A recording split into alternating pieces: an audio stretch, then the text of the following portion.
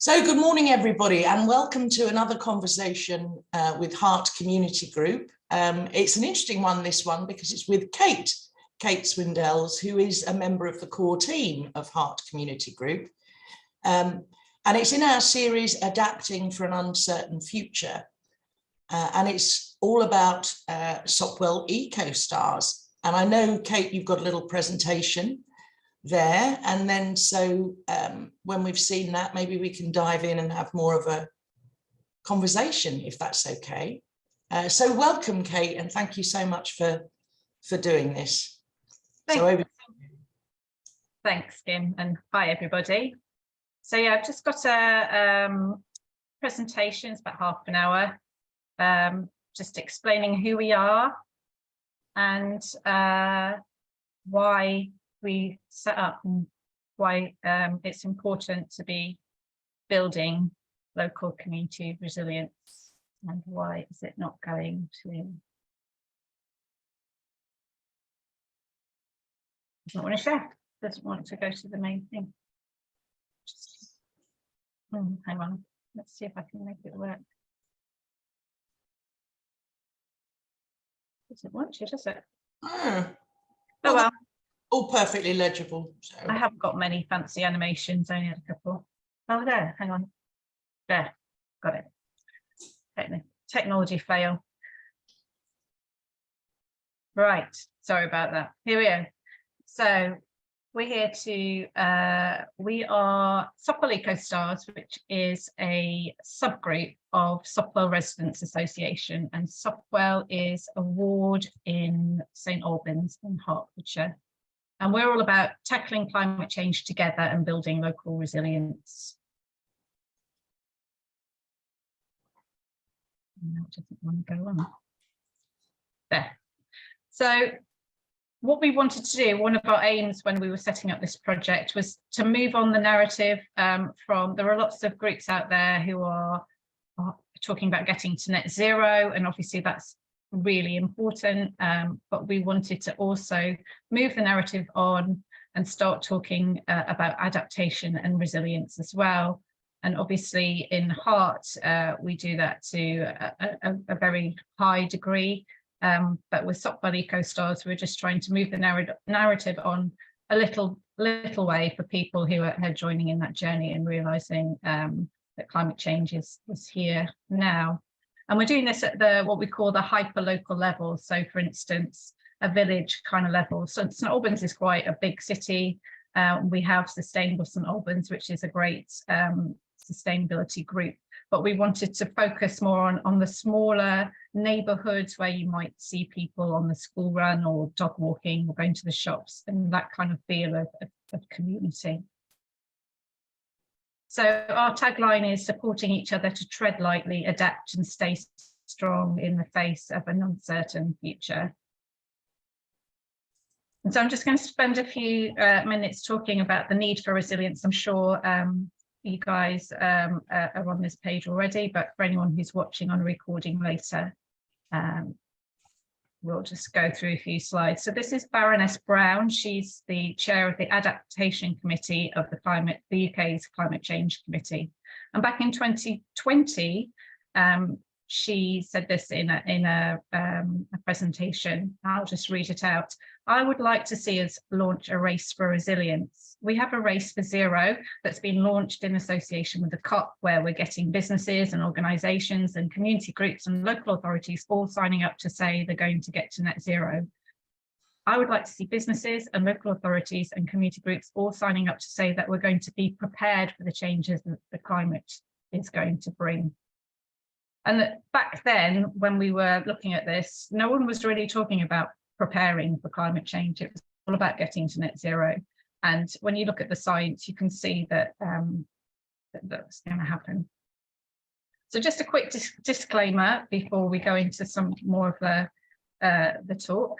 There's so much uncertainty with where everything's heading. We don't know where it's going to get hit hard, or when, or how severe it's going to be. But we should all be doing our bit,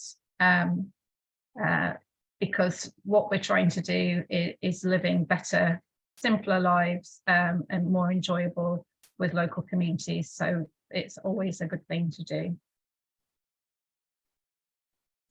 So here's a slide that came out from in COVID times, just the enormity of what's coming our way, which is quite devastating to see. But again, we just don't know how and where things are going to happen. But we do know we've got an uncertain future ahead, and climate change is part of a polycrisis, or a meta-crisis it's sometimes called, or as Kim's told me recently, an omni-shambles. I love that, it's an omni-shambles. So we've got climate change coming our way. We know we've got economic fragility. We've got an insane system of profits over people and planet. We've got divisive politics, increasing social injustice, increased migration, resource depletion. Ugh.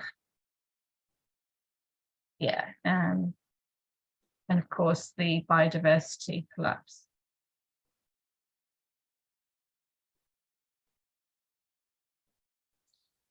The UK Climate Change Committee brought out some reports in 2021, and the headline findings were we're not on track to meet net zero targets by 2050, and we're nowhere near resilient to cope with the additional warming that is inevitable in the coming decades, with the CO2 that's already in the atmosphere and the lag in the climate system.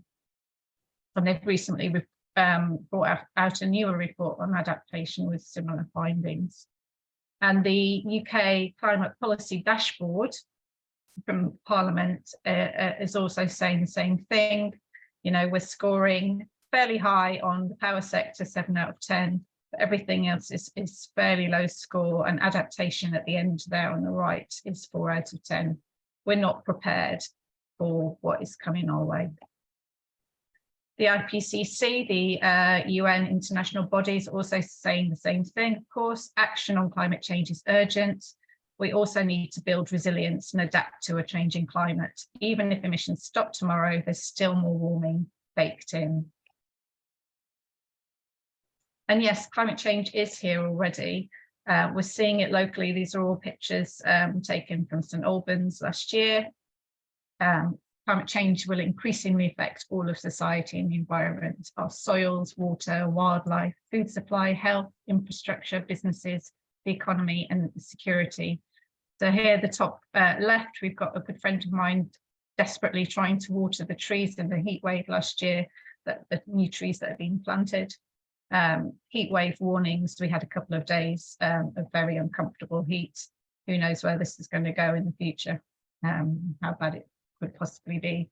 And a few years ago, actually, the local river conservation group set up a little protest and awareness raising for our rare chalk stream that was had dried up that summer, partly through drought and partly through this the insane, badly regulated water companies who are over abstracting from the aquifers that feed the chalk streams. All the wildlife is decimated. You can see the riverbank on the right there, totally dried up, running through St Albans. Yeah, so climate change is here, and I don't think people really understand how bad it could get. Here we seem to be relatively shielded from extremes so far in the UK. But here's an example from 2021 of a 3-day heat wave, nearly 50 degrees C, in a small town, well, over vast swathes of North America and into Canada. And this small town had a heat wave and for a week and a 3-day very high temperatures, and ended up burning down from wildfires afterwards. And this northern heat was exceeding the worst case climate models. And if you look on that map there on the left, that's where Lytton, the town, is.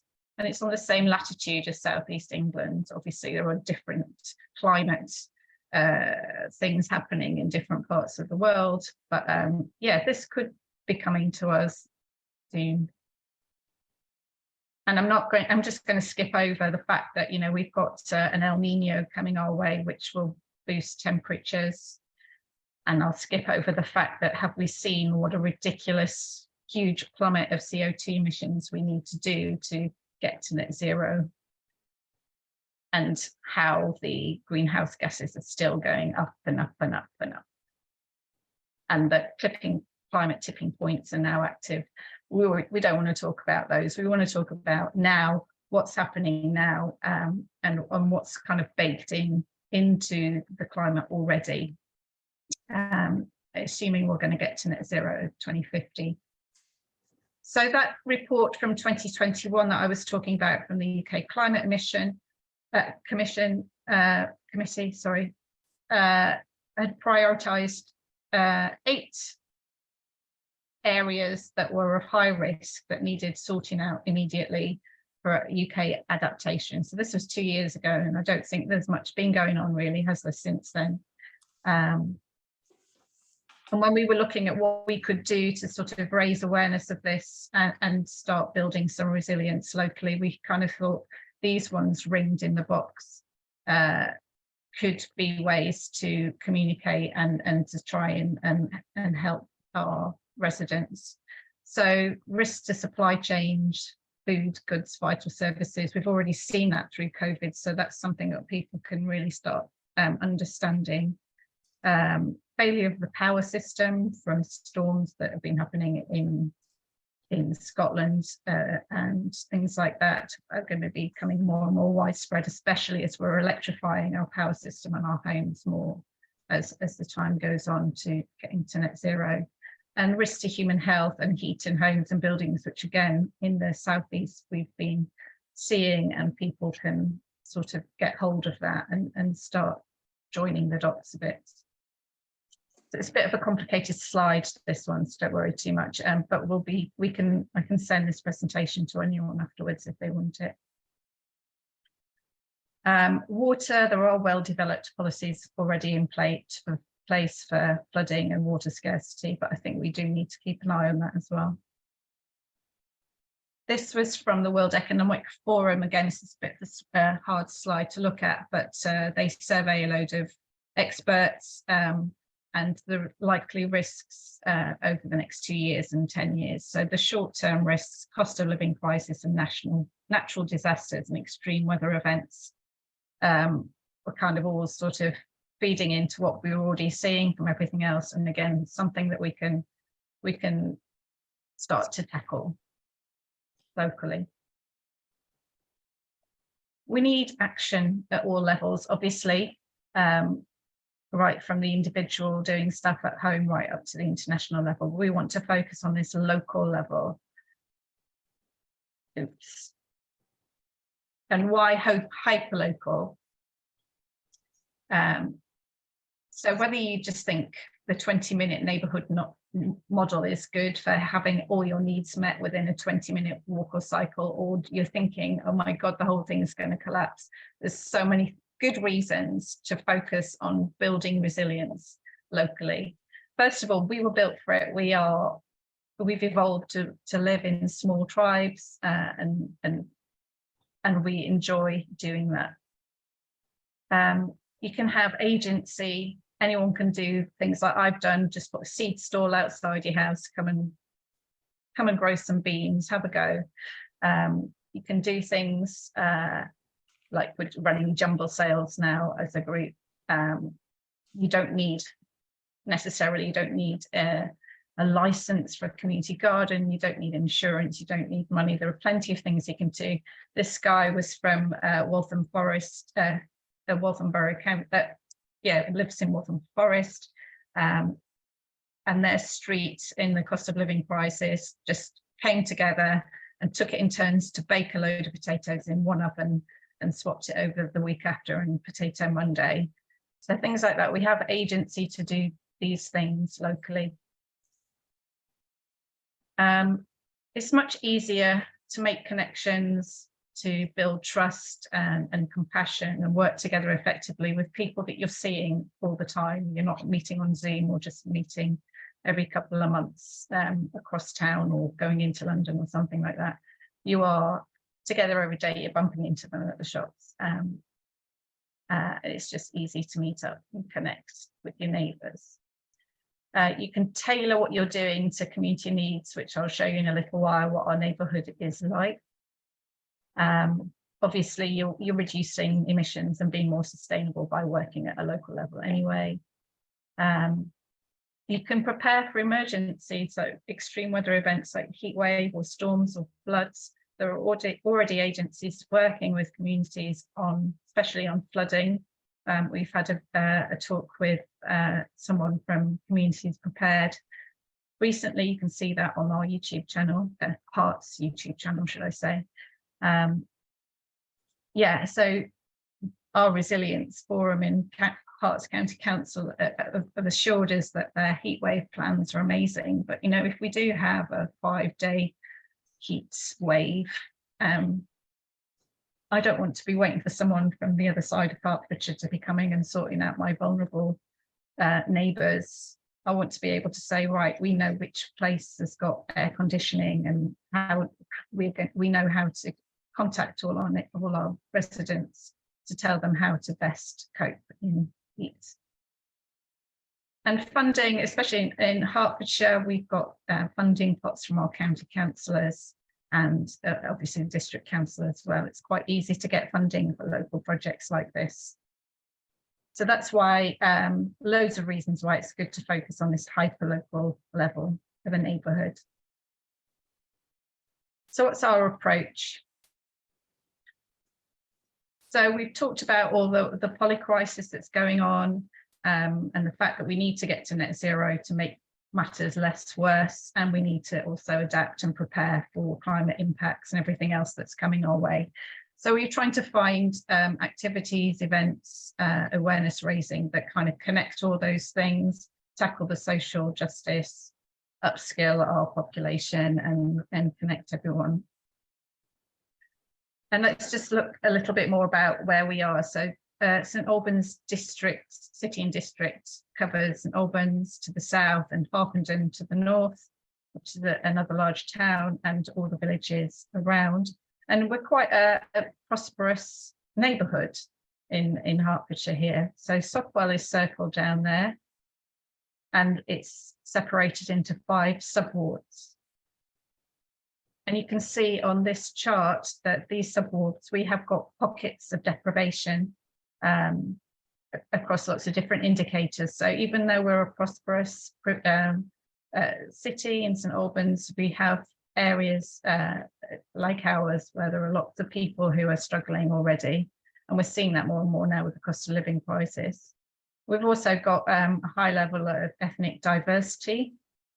So again, when I was talking about tailoring to the needs of your community, that obviously also has to be taken into account. And there are strengths and weaknesses with that. This was a load of us who campaigned for a local community centre that we have now, and that connected everybody from lots of different diverse groups, old, young, different income levels, different ethnic backgrounds, everything. We all came together. And it was brilliant, and everyone's got strengths and weaknesses to contribute to projects locally. And so we can tailor our approach. Now we know the kind of the background and the people that we have living locally. So you can see here, this is like a carbon footprint of our area. They're all estimates, obviously, based on income and housing stock and all those kind of things. But you can see here, Harpenden, in the town next to us in the north, has got a completely different profile to people in Sopwell.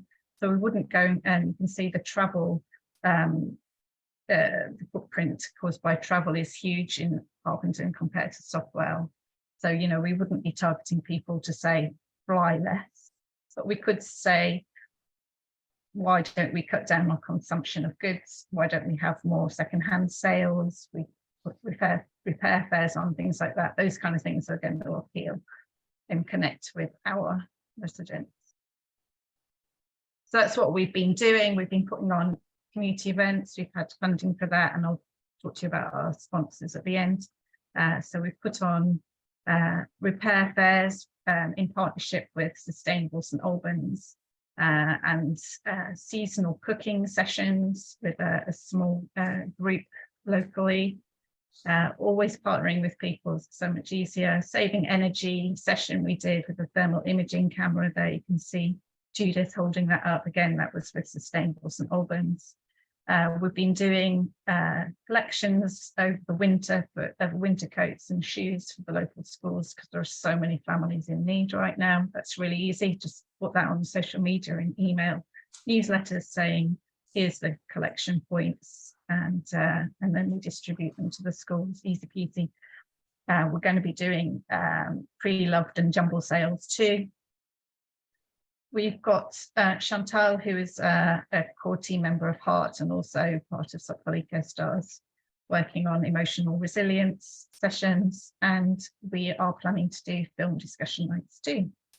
So those are the kind of things, activities we're doing, and then obviously we are supporting that with literature and posters and social media posts about climate change. So just kind of saying, this is what's coming, here's how we are helping everyone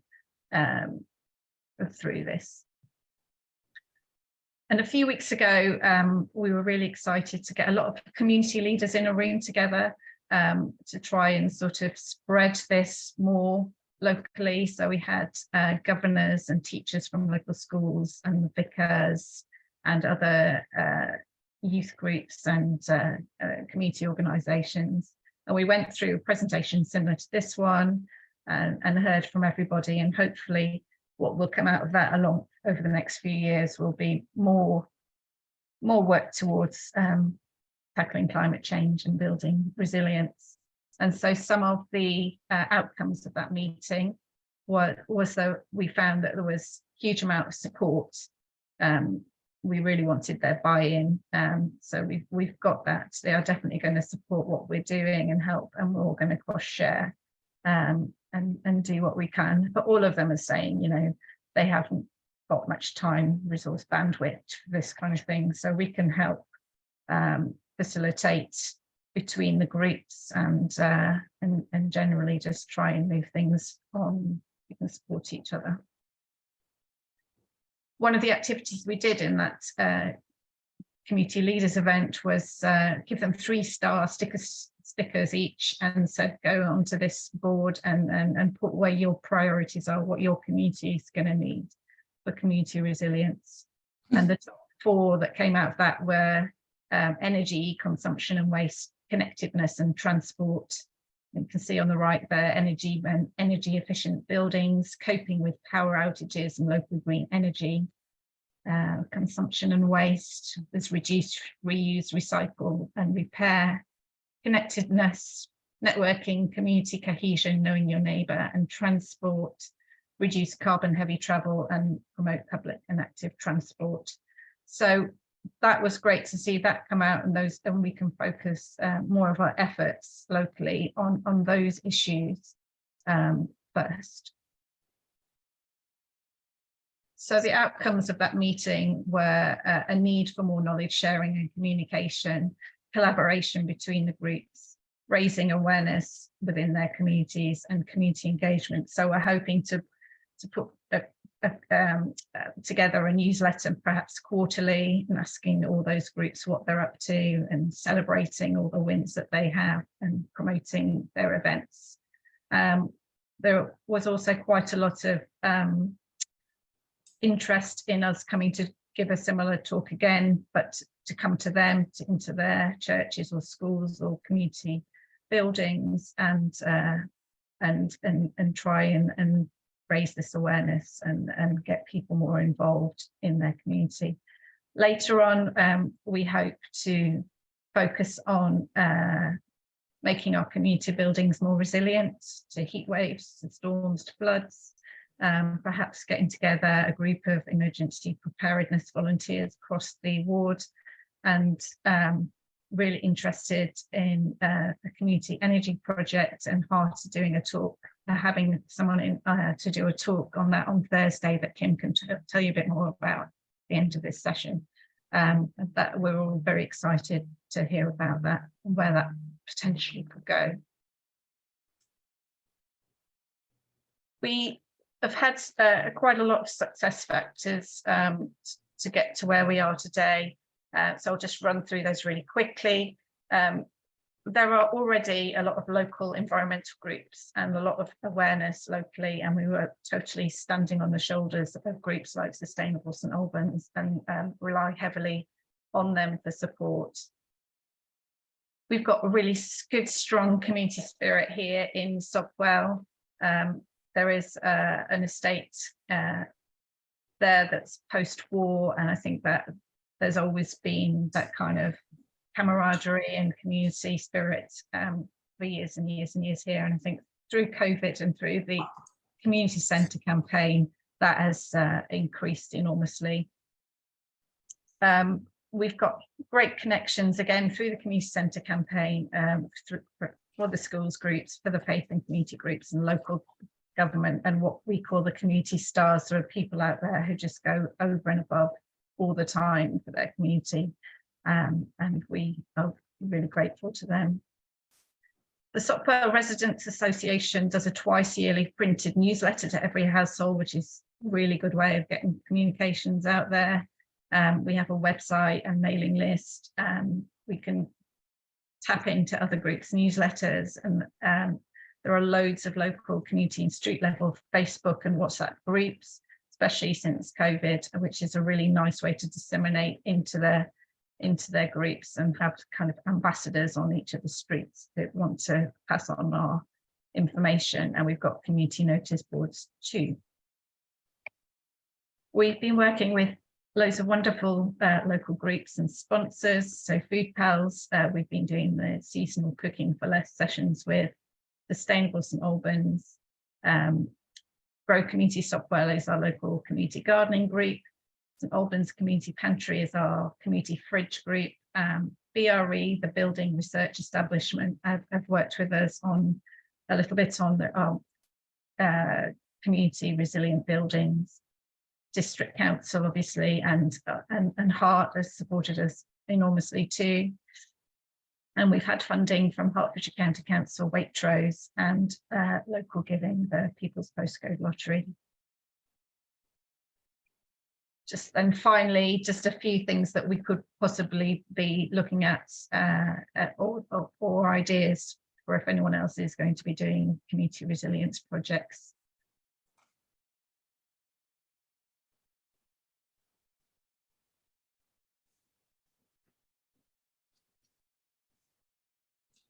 And again, we can send you this presentation afterwards. And that's it. Fantastic. Thank you, Kate. Thank you so much. And I know from working with you how tireless you are in many, many projects. So you're certainly a community star. Thank you. Thank you for everything that you do. So go on. I love it.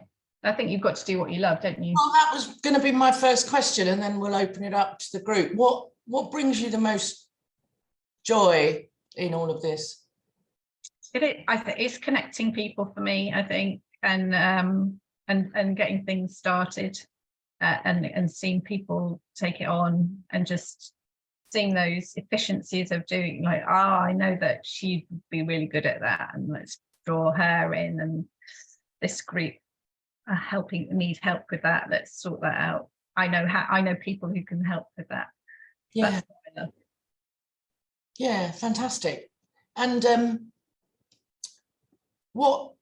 mean, you mentioned a lot of this in the presentation, but what would you say now have been some of the couple of the biggest insights you've had about what really works in building community and building resilience?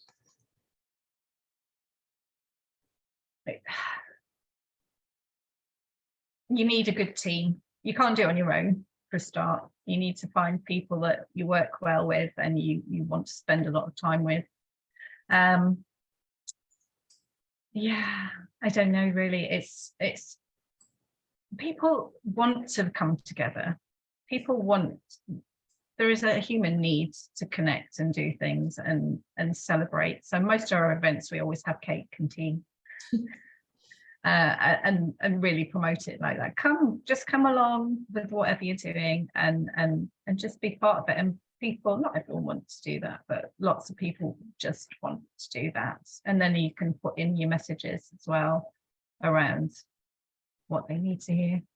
Yeah, yeah, brilliant, thank you.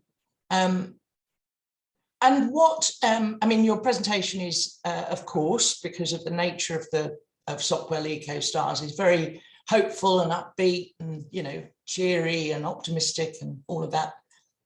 What are you personally most concerned about, say, in the coming decade for you and your family? I think for me, it's societal disruption has always been kind of the core, and we don't know where everything is going, but we have been so buffeted here, haven't we, in the UK with the climate at the moment, and we're a rich nation. So I'm just thinking food, you know, security and water security could be a huge issue in the next 10 years, not ruling that out. But what we're going to see mostly, I guess, is shortages and affordability. And you can see what happened with that in the Arab Spring and where all this goes, and kind of issues outside of the area.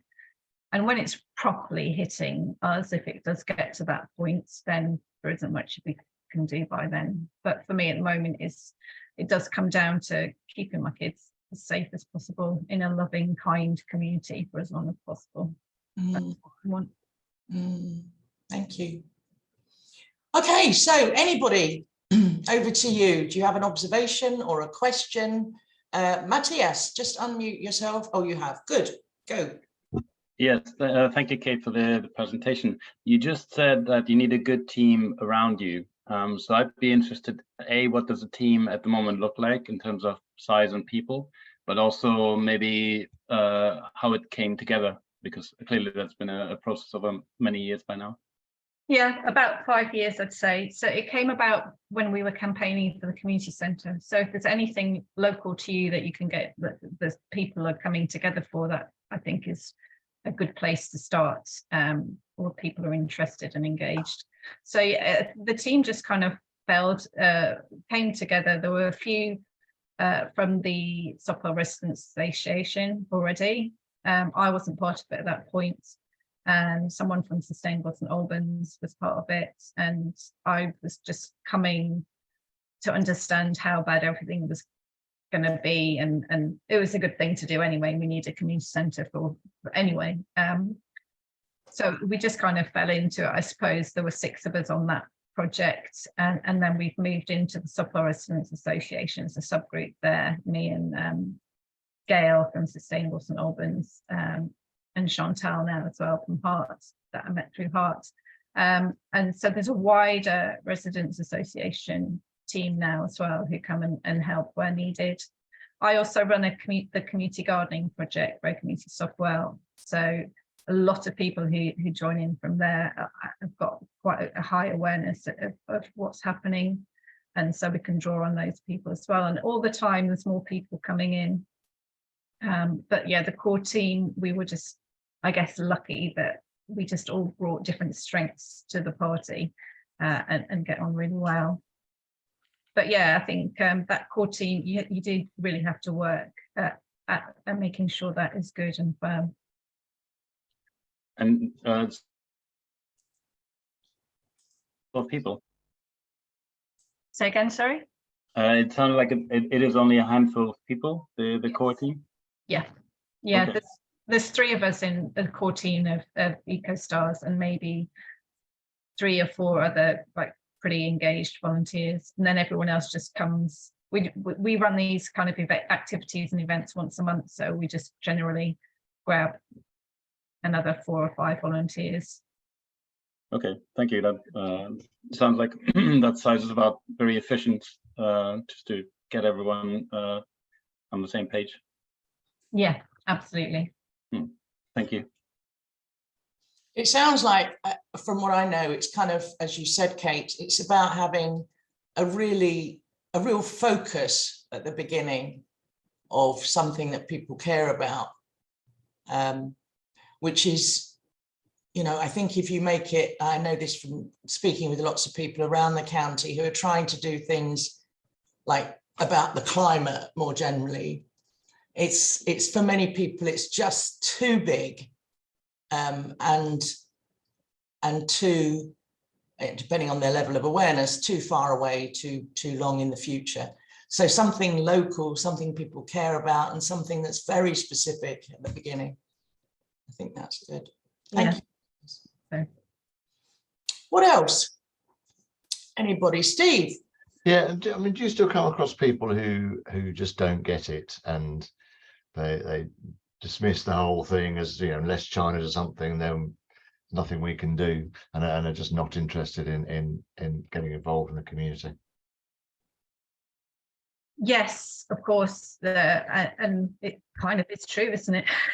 America and China aren't getting rid of their emissions, then yeah, it's not we're not in a good place. But yes, we get lots of people there's quite a few people who are outright climate deniers, and lots of people who just think it's in the future, whatever, or just can't see how it's ever going to solve itself, which are all valid responses. And what we wanted to do was to be helping to provide that safety net for people as they're becoming more aware. You know, we have emotional resilience sessions where are showing that as a community we're going to come together and do whatever we can, and that gives people a safe space and an opportunity to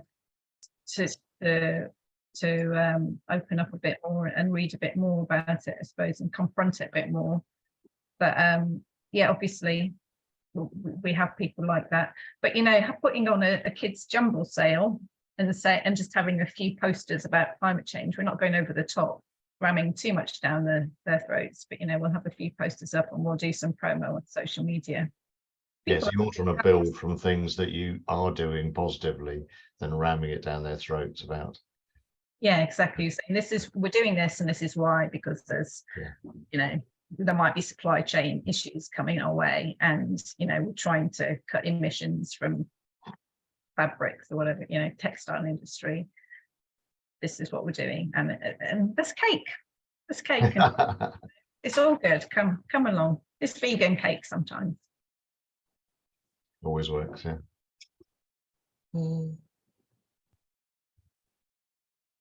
So Steve, can I ask a few questions? Please.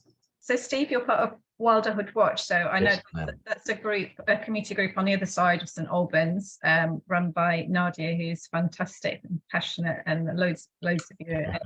And you're doing a similar sort of thing anyway. You're having sustainable food and obviously the wildlife stuff. But has your street got a particular project you're focusing on? Well, so we're doing some of the what I'd call sort of the standard ones. So, you know, we know there's hedgehogs around here trying to keep gardens open. We started a project out, because I know you say Nadia runs it. She would say that all the streets should be running their own stuff and doing what they want to do. We started a whole thing around recycling. So we're looking at ways of recycling things that are hard to recycle. So, you know, your blister packs, your dental products, some of your skincare products and stuff. So you know, people in the street to put out boxes, and we collect those, and you know, so one lady collects blister packs, Tetra packs, etc. So, you know, so there's all things like that we're trying to do. I mean, it's interesting that in the street I'm in, the houses are supposedly built for railway workers, and there's loads of fruit trees in different gardens, and they all, I mean, unfortunately, a load of them are old now and dying, but they all fruited at different times. And the whole idea was that was all about that then you'd share the produce of those trees with your neighbours. So I've been trying to sort of resurrect this to say, well, you know, maybe we should do that. We should start planting different trees that we know fruit at different times, and then you can just put the fruit out in front of your house, and people come and grab apples, pears, plums, whatever. So so obviously the Wilderhood Watch is more focused on trying to create biodiverse and corridors for wildlife, but to me it all ties in with the same thing. But I think creating resilience is very important. Yeah. And I'm slightly more fatalistic that I actually think societal collapse is now inevitable. And to me, it's now about defining, well, what could a good society look like, and how do we move to that afterwards? And we've got a bit of time now to define what that could look like. Yeah. So, but yeah, and some of this sort of stuff, obviously, making things local again is all part of that.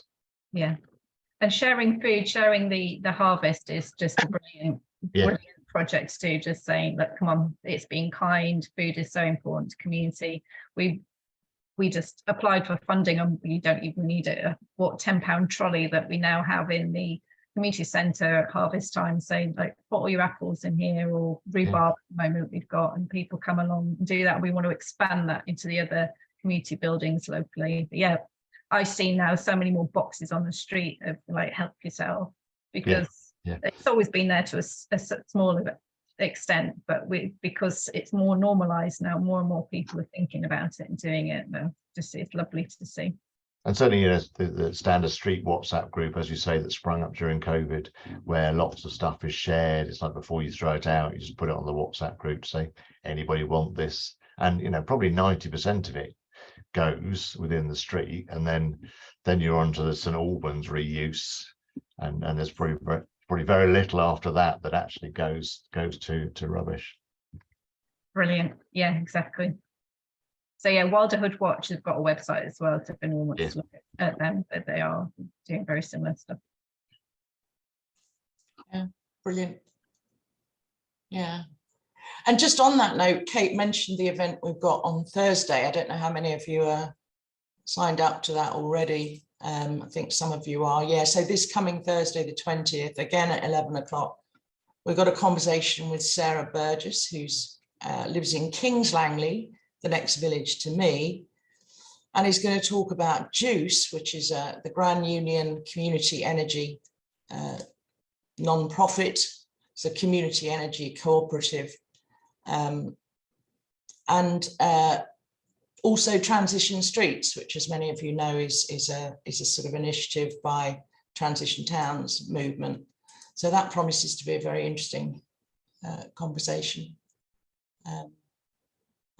Yeah, do come along if you can make it. Jane, any questions from you? I see you're back with us, which is lovely. Anything you're curious about? You need to unmute, sorry. Not specifically, but I did want to just tell you about something that started here in Livney. We've always had jumble sales and that sort of thing, and we've got a repair cafe and all that. But last year, towards the end of last year, somebody started off what they call Livney Exchange. A bunch of people, and it's a charity shop, but with no money. So you don't bring and buy, you bring and take, and it's absolutely seething. I had a silly old roll of wire at the end of my garden, and I asked there whether they thought that somebody would want it, and they said, well, why don't you try? And it had hardly touched the ground before somebody picked it up and took it away. It's absolutely fantastic. I think the charity shops are getting a little peeved off because they don't get so much anymore. But as far as, and people have been, people's argument is, well, it's taking away from the charity shops. But this is instant charity. This is communal, local charity, isn't it? It's people that can't afford stuff can just come and have it. It's just worked so well. And that's brilliant, Jane. Can I just ask, the actual building, like, who owns that, pays for that? The local community centre, and after the third, we've had 3 now. No, the third one's coming up soon. It's happening about every 2 or 3 months at the moment. The first one they got for nothing from the community centre. It's half a day. Then there was quite a long gap because the community centre said, well, we can't do this for nothing anymore. And now it's back again. And I haven't spoken to the organisers, but I'm assuming that the community centre, either that or they've got a sponsor, right, who's paying it. But I suspect that the community centre has seen just how successful it is and what a load of good it does. Yeah, fabulous. And we are going to get a recording, aren't we? Yes. Yes, excellent. And yes, please, I'll put it in the chat. I'd like a copy of the presentation too, because I would like, there seem to be so many disparate groups around here, and this is the sort of talk that would bring them all together. They all want to be brought together, but nobody's quite seeing how to do it. So I think this will, I'm afraid I haven't got the energy to do it. So I pop along and join in each individual thing, but I haven't got the energy to organise. Yes, I would like to send the recording and the whatchamacallit, the presentation out to various groups, bringing them together. Definitely. Thanks, Jane. Jane.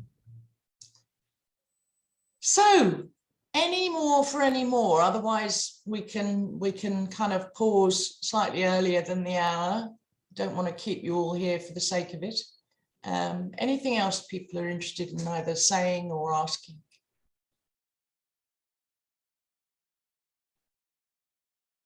So thank you very much, Kate, for a very interesting talk. Yeah, thank you. Coming along. Thank you, everybody, for coming. Thank you so much, Kate. Really lovely. And we will send you a copy of the presentation, and it will also go up on our YouTube channel,